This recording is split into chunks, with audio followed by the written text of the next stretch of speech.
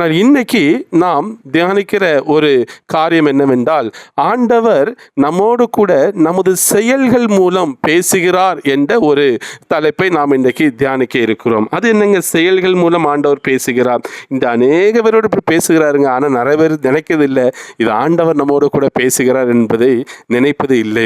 அது எப்படி என்று அறிந்து கொண்டால் உங்களுக்கு உண்மையிலே ஆச்சரியமாக இருக்கும். எனக்கு கூட கொஞ்சம் ஆச்சரியமாக தான் இருந்தது ஆரம்பத்தில். எஸ், ஆண்டவர் இந்த விதத்தில் நம்மோடு கூட பேசுகிறார், செயல்படுகிறார் என்று. ஒருவேளை ஒரு மனிதன் உங்களுக்கு எடுத்துக்காட்டாக பார்க்கும் பொழுது உங்களுக்கு விரோதமாக ஏதோ ஒன்றை செய்துவிட்டார் என்று நீங்கள் அவரை மன்னிக்கிறீர்கள் என்றால், அது நீங்களாக அவரை மன்னிக்கவில்லை. ஆண்டவர் உங்களோட கூட இருந்து பேசி அவர் உங்களோட கூட செயல்படுவதனால் நீங்கள் அந்த மனிதரை மன்னிக்கிறீர்கள். ஏன்னா மன்னிக்கிறது என்பது மனுஷனால் ஒரு முடியாத காரியங்க. உண்மையை சொல்ல, நானும் மனுஷன் தானே, முடியாத ஒரு காரியம். ஆனால்